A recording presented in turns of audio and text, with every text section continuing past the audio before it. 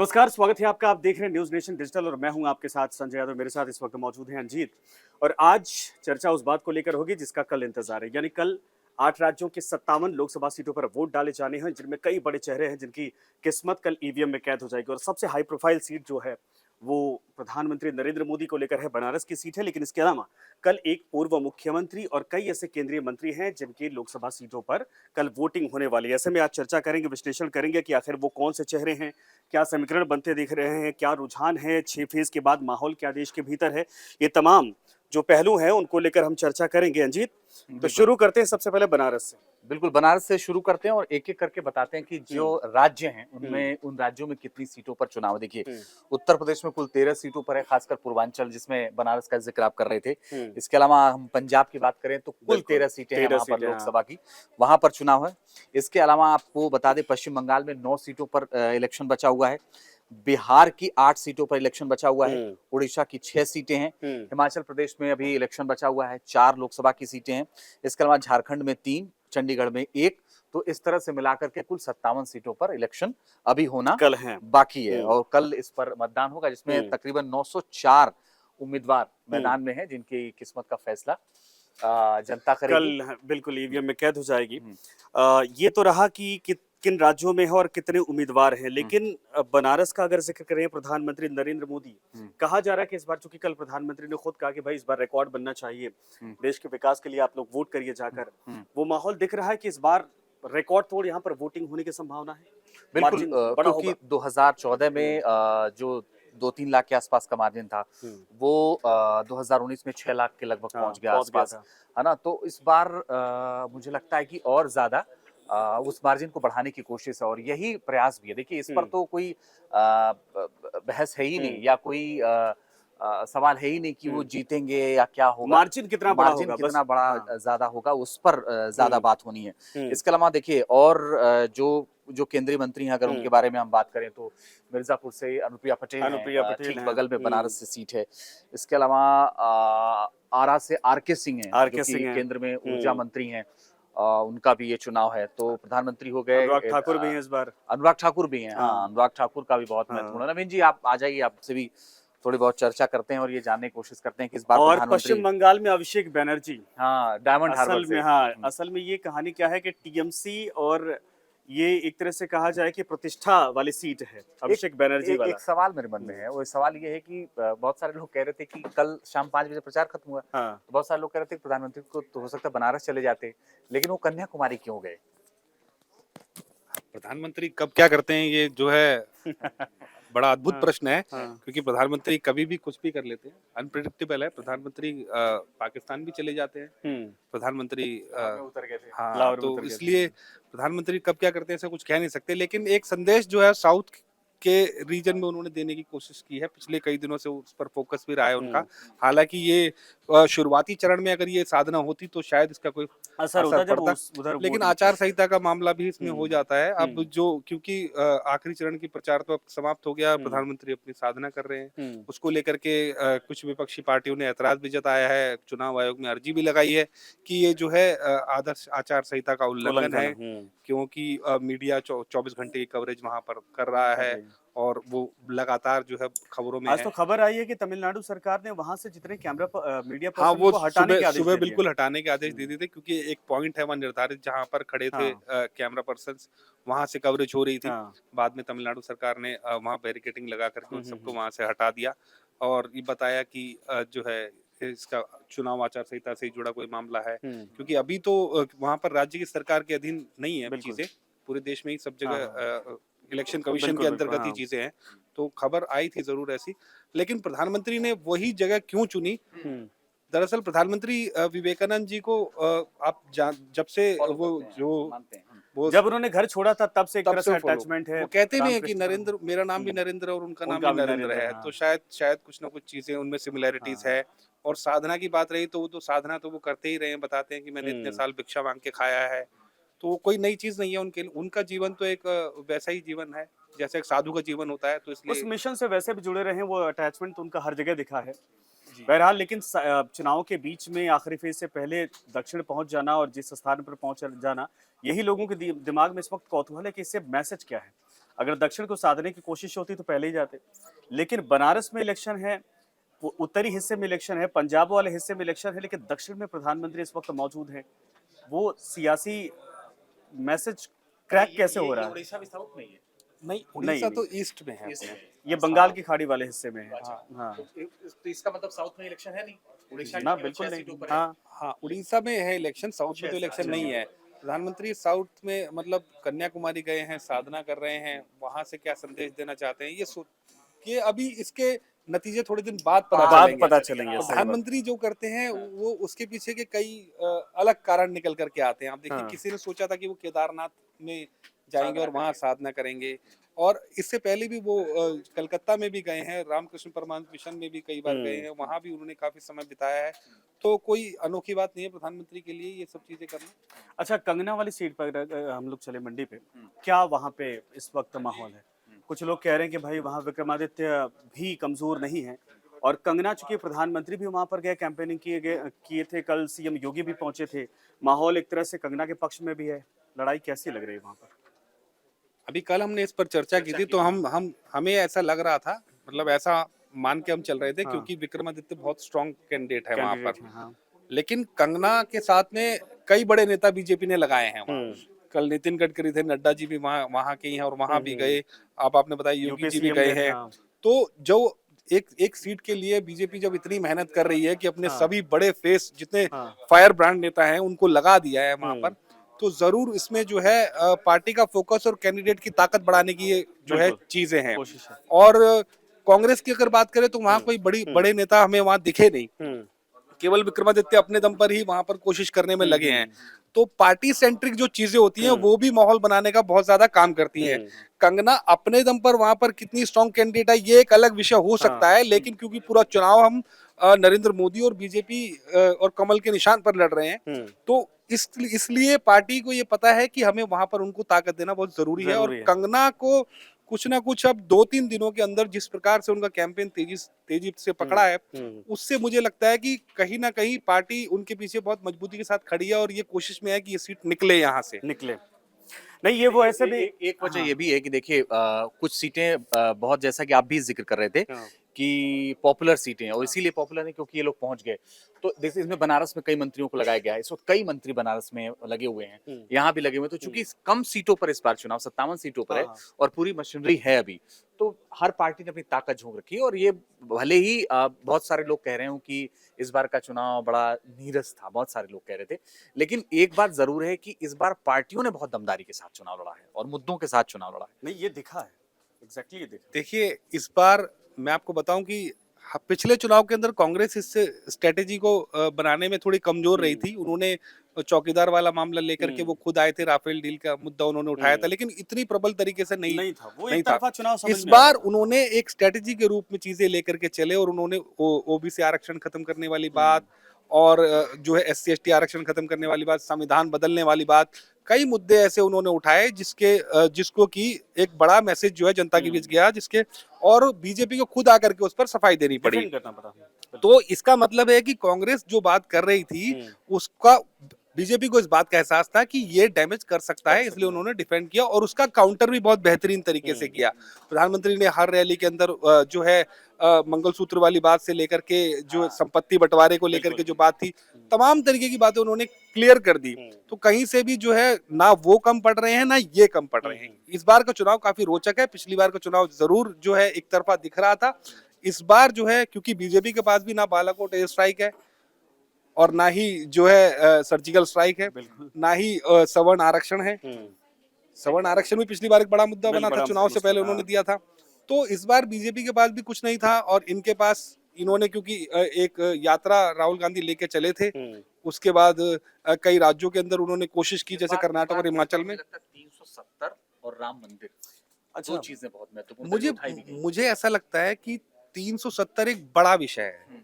राम मंदिर तो बनना था, कोर्ट का आदेश हुआ, बना, लेकिन 370 का जो करेज वाला जो एक डिसीजन था, वो डिसीजन बीजेपी की विचारधारा के खिलाफ जो लोग हैं उनको भी वो डिसीजन भा गया। वो इसलिए क्योंकि इतना करेज किसी भी सरकार ने अभी तक नहीं दिखाया। ये एक सरकारी फैसला था, आप देखेंगे राम मंदिर का फैसला कोर्ट के जरिए हुआ है। बिल्कुल ठीक है। हाँ, सरकार की उसमें निष्ठा जरूर रही है। मैं एक हाँ, निष्ठा की बात कर रहा था, वो इसलिए मैं कह रहा हूँ कि जब अयोध्या आप जाइए, मतलब किसी शहर को बदलते हुए अगर हमने अपनी नजरों से देखा तो अयोध्या को देखा है, पूरी तरह से बदल गया अयोध्या। और अगर सरकार की, वही आप जो कह रहे थे, सरकार की निष्ठा नहीं होती तो नहीं बदल पाया। नहीं बदल पाता। बिल्कुल बदल गया, उसकी तस्वीर बदल इससे गई। एक मैसेज गया है। इस मैसेज क्या है कि ये सरकार जो कदम उठाती है वो, यानी कितनों बड़े फैसले हो जिसमें व्यवधान पैदा हो सकता है, सरकार ने सोचा तो उसको कर देती है। सरकार की मजबूत इच्छा शक्ति को लेकर देश के भीतर ये बहुत स्ट्रांग मैसेज इन दोनों से गया था। देखिए, काशी का विकास हो हम्म। चाहे अयोध्या का विकास हो, दोनों के अंदर उन्होंने जो कहा वो किया, दिखा भी है। लेकिन जब मुझसे किसी ने अभी परसों किसी पत्रकार मित्र ने पूछा कि 10 साल के एनालिसिस में आप कोई एक काम मोदी जी का बता दीजिए, कोई एक काम, कोई तो बताइए। आप उनके आलोचक होंगे या आप उनके प्रशंसक होंगे, आलोचक के पास भी एक काम तो होता ही है जिसमें तारीफ कर सकता है वो। तो मुझे, अगर मैं आलोचक के बतौर आलोचक अगर मैं अपनी राय रखूं, तो सबसे बड़ा काम 370 को हटाना है। वो इसलिए क्योंकि वो काम कोई भी सरकार होगी, इवन कांग्रेस के भी जो नेता है वो भी इस बात को मानते हैं कि ये एक बड़ा काम है, और ये वाकई में एक बड़ा काम है। एक सरकार द्वारा किया गया एक बहादुरी भरा निर्णय है, और उस निर्णय को जो है उन्होंने बाकायदे सही से इम्प्लीमेंट करवाया है। 2 साल 3 साल के अंतर्गत आज उस चीज को हो चुके हैं, जिसको लेकर इतना और ये एक विवाद, बड़ा इतनी फैसला है। संभावना थी कि यहाँ पर ऐसा हो जाएगा वैसा हो जाएगा, सिंगल वहां से कुछ ऐसी खबर नहीं आई और सरकार ने इम्प्लीमेंट करवा दिया। ये स्ट्रेटजी। एक चीज मैं आपको बता रहा हूँ, जैसे नवीन जी ने कहा, जैसे नवीन जी जैसे आप जैसे लोग जो समझदार हैं वो 370 को समझ रहे हैं, जो गांव में रहते हैं जो नहीं 370 समझते हैं वो राम मंदिर को समझ रहे हैं ना। मेरे जैसे जो किसान है, वो किसानों को, हर किसी को, तो ये मुद्दा तो है कि भाई कोई राम मंदिर से खुश है, कोई 370 से खुश है, और ये चल रहा है। इसीलिए मैं कह रहा हूँ कि साधने की कोशिश की है। काउंटर भी पूरा है, ऐसा नहीं है कि काउंटर नहीं है। कांग्रेस ने पूरी ताकत लगाई है इस बार, सपा ने भी पूरी ताकत लगाई है। इंडी गठबंधन कई जगह, जैसे अगर इनको डैमेज वहां से नहीं होता, महाराष्ट्र से इनको डैमेज नहीं होता, 2 पार्टियां बड़ी वहां की 2 अगर विभाजित नहीं होती, तो शायद ये चुनाव का रंग कुछ और होता। अगर ममता बनर्जी भी साथ आती सभी राज्यों में, और आम आदमी पार्टी पंजाब में भी साथ आती, तो शायद उस चुनाव का रंग कुछ और होता। लेकिन जो है चीजें, क्योंकि हमेशा से ही आप 90 का दशक भी देखेंगे तो जो तीसरे मोर्चे वाली जो पार्टियां रही हैं, चाहे वो सोशलिस्ट आइडियोलॉजी की हो, चाहे वो दक्षिणपंथी आइडियोलॉजी की हो, उनकी हमेशा से ये परेशानी रही है कि वो कांग्रेस और भाजपा के बीच में जब भी कोई फैसला लेने वाली बात होती है, तो उनके अपने अपने द्वंद इतने ज्यादा होते हैं, राज्यों के शत्रप है, वो समझौता जो है कई विषयों पर नहीं कर पाते हैं। तो इसलिए ये डिस्ट्रैक्शन और ये परेशानी हमेशा से भारतीय राजनीति में रही है। तो यही इस कारण ये हुआ कि जब बात आई इंडी गठबंधन बनाने की, तो कई जो है क्षेत्रीय छत्रप सहमति और असहमति के दौर चले, ले दे करके 2-3 ही एक साथ आ पाए। ममता बाद में कहती हूँ। अच्छा, अब आते हैं पंजाब में। पंजाब के बारे में अंजीत ज्यादा अच्छा बताएंगे, अमृतसर से होकर आए हैं। हाँ, बता रहा हूँ। पंजाब की कहानी क्या है कि वहाँ अमृतसर से आप होकर आए हैं, है नहीं, और वहां पे आप और कांग्रेस के बीच में फाइट, और अकाली दल भी है। भारतीय जनता पार्टी की कितनी तैयारी है, जो कि सबसे ज्यादा अगर सीटें इस बार है तो पंजाब की इस फेज में है। 13 सीटें। तो मेरे ख्याल से 13 ही है। आप यूपी का काशी, पंजाब का अमृतसर आप होकर आए हैं। नहीं, देखिए 13 सीटें उत्तर प्रदेश में भी हैं, पूर्वांचल में, और 13 सीटें पंजाब में भी हैं। 13 सीटों पर पंजाब की जितनी सीटें उनमें से ये मोस्टली आधा से ज्यादा चुनाव है। देखिए काशी में तो क्लियर है क्या हो रहा है। काशी में तो बस मार्जिन का तय करना है, लेकिन अमृतसर की लड़ाई बहुत टफ है। काशी के अंदर अजय राय जितने वोट पिछली बार लाए थे, उससे पहले बार जब लाए थे, तो इस बार वो कितने वोट लाएंगे, ये बड़ा सवाल, इसको प्रेडिक्ट करना बड़ा मुश्किल है आने वाले वक्त में, क्योंकि ले दे करके अजय राय पर ही वहां पर, चाहे पिछली बार सपा, उससे पहले सपा, फिर कांग्रेस, फिर उसके बाद फिर अजय राय को चुनाव लड़ाया। तो अजय राय ही क्यों वहां से चुनाव लड़ रहे हैं? कांग्रेस को लगता है कि अजय राय की तो वहां के हैं, और दूसरा ये है कि उनको आसान लगता है, और किसको लड़ाएंगे, कौन से राय बताइए। अजय राय के अलावा कौन है? अभी उनको प्रदेश अध्यक्ष भी इसीलिए बनाया गया। मुझे लगता है दोनों पार्टियों को भी, केंद्र से भी कोई नेता जा सकते थे। तो प्रधानमंत्री के सामने वैसे भाई मधुसूदन मिस्त्री को उन्होंने वहां से लड़ा दिया था वडोदरा से, जब पहली बार चुनाव प्रधानमंत्री लड़े थे। अरविंद केजरीवाल भी लड़े थे यहाँ पर आकर के, लेकिन फिर उसके बाद सभी ने एकदम से सरेंडर कर दिया। उत्तर प्रदेश की राजनीति के जो है धुरंधर माने जाते हैं अखिलेश यादव, उनके घर में 15 से 20 नेता तो होते ही हैं, हाँ, किसी को भी लड़ा सकते थे। उनको भी पता वहां से जीत नहीं मिल सकती है। गांधी परिवार से भी जो है लोग हैं, तो ये आपस में ही जो है समझौता करके चल रहे हैं कि इस सीट पे ये नहीं लड़ेंगे और उस सीट पे ये नहीं लड़ेंगे। मैं केजरीवाल की इसमें तारीफ करता हूँ कि केजरीवाल उस टाइम नहीं आए थे तो उन्होंने कर दिखाया था कि हाँ मैं एक बड़े नेता के अच्छा, सामने वो भी लड़ रहा जब हूँ। नए आए थे तभी दिखाया था। उसके बाद तो अभी की सिचुएशन वो भी मुझे लग रहा है कि उनकी पार्टी भी समझ गई होगी कि वहां जाना। अभी का तो समीकरण बिल्कुल हाँ, बदल चुका बिल्कुल है। अभी बदल तो पंजाब पर थे, आप अमृतसर की बात कर रहे थे। नहीं, मैं तो अमृतसर की बात इसलिए कर रहा हूँ। देखिए, जो कांग्रेस से प्रत्याशी हैं, हाँ। गुरजीत औजला, पिछली बार भी जीते थे, इस बार भी हम्म। जीते हैं, और उनका बड़ा अच्छा माहौल है वहाँ, क्योंकि कांग्रेस का ही है, 8 सीटें हाँ। कांग्रेस की है वहाँ पर। इसके अलावा तरनजीत सिंह संधू को बीजेपी ने उतारा है। तरनजीत सिंह संधू को बहुत मजबूती के साथ उतारा है। आपको याद होगा 14 में जेटली गए थे, हार गए थे, 19 में हरदीप पुरी हार गए थे, 19 में हरदीप पुरी हार गए थे, लेकिन दोनों को बीजेपी ने मंत्री बनाया बाद में। बीजेपी इसलिए अमृतसर पर क्योंकि सिद्धू भी वहां से जीते हैं, सांसद रहे हैं, हाँ। तो बीजेपी का फोकस रहता है कि धार्मिक जो स्थान है, सीटें हैं, जैसे वाराणसी हो गई, मथुरा हो गई, ये एक संदेश देती हैं पूरे देश दूसरा में। पंजाब में और एस्टैब्लिश भी होना है तो वहां के लिए- 14 में बाहरी का मुद्दा था वहां पर, हम्म। और वो बड़ा मुश्किल था। और मेरे ख्याल से, मैं अगर गलत नहीं हूं तो आप बताइएगा, पंजाब से कोई मंत्री नहीं है अभी बीजेपी में, कोई नहीं है शायद। हरसिमरत कोई कौर जीता की हुआ, वो कोई नहीं, कोई नहीं, जीता हुआ, बिल्कुल, मतलब मुझे बिल्कुल लगता है नहीं है। कोई मंत्री नहीं है। नहीं, अभी कोई मंत्री नहीं है। और हरदीप पुरी को बना दिया था बाद में, लेकिन पंजाब के नहीं, हरदीप पुरी तो दिल्ली के ही हैं। हाँ, इसीलिए कह रहा हाँ, हूँ। सिख समाज से जरूर है, सिख समुदाय हाँ। से जरूर आते हैं, लेकिन पंजाब पंजाब से कोई नहीं है। और कोशिश भी रहती है, पंजाब में चुनाव के अंदर होती है, हरदीप पुरी का बाकायदा इस्तेमाल किया जाता है, लोग पार्टी आगे रखती है उनको। लेकिन पंजाब में थोड़ी अभी बीजेपी ने उतना फोकस नहीं किया है, क्योंकि बीजेपी को अभी भी विश्वास है कि अकाली हमारे साथ आएगा, आज नहीं तो कल आएंगे। तो आ ही जाएंगे, मुझे पंजाब में लगता है एक कि चीज वो तो आ ही बताइए, पूरे जाएंगे। पंजाब में लेकिन अभी वो मुझे कांग्रेस लगता है की कि स्थिति क्या है? किसानों का मामला थोड़ा फंसेगा। कांग्रेस आपकी लड़ाई है या फिर बीजेपी अकाली भी वहां है, स्टैंड कर रही है देखिए, लड़ाई तो कांग्रेस और आपके बीच ही है आपके बीच? अच्छा जी। बीजेपी वहाँ कोशिश में है, 2-3 सीटें बीजेपी की वहाँ मजबूत हैं, जिसमें वो कोशिश में लग रही हैं। पिछली बार भी 2 सांसद उनके आए थे, तो उनकी कोशिश ये है कि कुछ और सीटें जहाँ वो सेकंड नंबर पे रहे या थर्ड पे रहे, वहां से वो कुछ बेनिफिट ले पाए। और प्रदेश, क्योंकि कांग्रेस के प्रदेश अध्यक्ष खुद बीजेपी में शामिल हो गए, एक बड़ी पार्टी, एक बड़ा जनाधार उनका था जाखड़ साहब का, जाखड़ साहब वो आए हैं, और उसके साथ ही कई और नेता उनके साथ शामिल हुए हैं।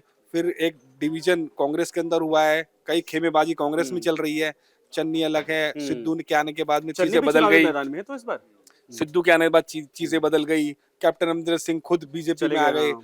तो कई सारी चीजें वहाँ बदली हैं, और बची आम आदमी पार्टी। हाँ। आम आदमी पार्टी के अंदर जो जुड़े हुए नेता हैं, वो भी अभी पिछले 8-9 साल के ही नेता हैं। बिल्कुल सही बात है। पुराने जो काडर हैं वो बट चुके हैं, या तो अकाली में, अकाली से निकल कर कुछ बीजेपी में आए, और कुछ जो है कांग्रेस में आ गए, कांग्रेस के निकल करके बीजेपी में चले गए। तो अब जो नया एक लोग जनमानस के अंदर जो धारणा बन रही है, उसमें जो है आम आदमी पार्टी के सामने बीजेपी भी एक विकल्प के रूप में लोगों के मन में है। तो धीरे धीरे कोशिश ऐसी होगी कि बीजेपी वहां पर पूरी कोशिश के साथ में आगे बढ़े, और सीटें जो है वो जो 2 आई थी वो 4 के कम से कम उनकी कोशिश है कि 4 सीटें निकल आए। 4 भी आ जाए बीजेपी की तो ये बहुत बड़ी उपलब्धि है, क्योंकि 2019 में जब आप इतना कुछ था आपके पास, तो अब 2 सीटें लेके आए। 2 सीटें लेके तो इस बार अगर आप 4 लेके आए, तो बहुत बड़ी बात तो है। बीजेपी ये उम्मीद करके चल रही है, चूंकि वहां कांग्रेस को भी बहुत बड़ा डेंट है। देखिए, अभी 1 तारीख को जो मीटिंग होने वाली है अलायंस की, इंडिया अलायंस की, उसमें पंजाब को लेकर भी स्थितियां आपस में टकराव होंगे, आप और कांग्रेस में। दूसरा ये है कि बीजेपी पूरी कोशिश कर रही है कि वोट परसेंट बढ़े। अभी वहां लीडरशिप नहीं, उस लेवल टकराव, पे अब देखिए established तो नहीं दिल्ली है। में इनका गठबंधन है, पंजाब में शायद गठबंधन ही नहीं नहीं है, है। नहीं नहीं है, है। वो लड़ रहे हैं 13 लेकिन सीटें, हाँ, हाँ, हरियाणा में 13 के 13 सीटें सीटों अगर पर। वहां से आम आदमी पार्टी ज्यादा निकालती है, तो ये कांग्रेस के लिए बोले या ना बोले बहुत छटपटाने वाली स्थिति है। फिलहाल कांग्रेस का उगड़ रहा फिलहाल तो एक भी सीट नहीं है आम आदमी पार्टी की वहां पर। इस बार चुनाव में मुकाबला तगड़ा है। इस बार 14 जो के अंदर माहौल भी है, 4 सीटें आई इस थी, बार लेकिन जो बाद में माहौल वो है- सब चले गए दूसरी पार्टी में छोड़ हाँ। करके। दरअसल वहां पर आम आदमी पार्टी शुरू से ही, जब से उनका उभार हुआ है, वहां संघर्ष भी बहुत ज्यादा रहा है। जैसे 4 सांसद उनके 14 के अंदर जीत करके आए थे, 2 ने पार्टी बाद में छोड़ दी। इनके डिस्ट्रैक्शंस होते रहते हैं वहां पर।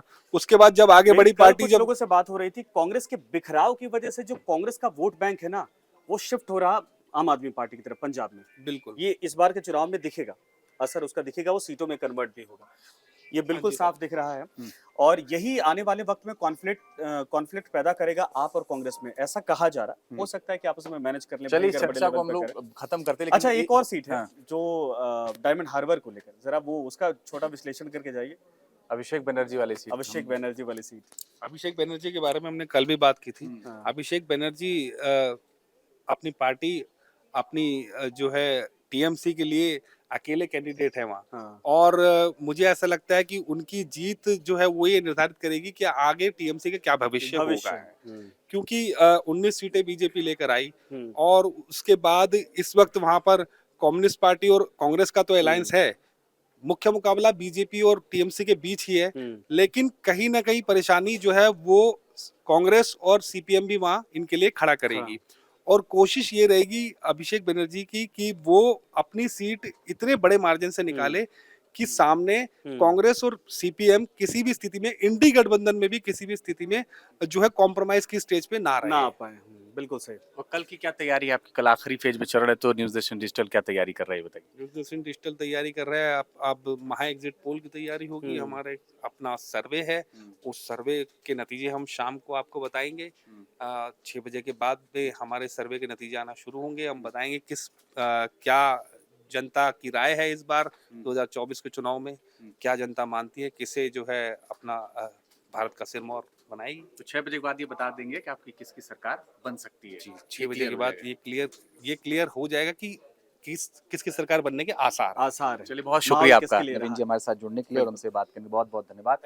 तो ये थी जानकारी जो हमने आपको दी कि कल इलेक्शन है, 7वें फेज का है, आखिरी चरण का है, और ये देखना होगा कि कल जब जनता वोट करेगी तो ईवीएम में किसकी किस्मत कैद होती है। अंजित, लेकिन इससे भी ज्यादा जरूरी ये है, कल तो लोग जाएंगे, लेकिन सबसे ज्यादा ये हो जाता है कि कल आखिरी फेज है, यानी 5 साल बाद आपको मौका मिलेगा। जिनके यहाँ पे इलेक्शन है वो इस बार गर्मी तो जरूर होगी, सावधानी बरतें, लेकिन इलेक्शन में वोट करने जरूर जाएं, क्योंकि वोट परसेंट, यही प्रधानमंत्री जी ने भी कहा है कि भाई रिकॉर्ड बनना चाहिए।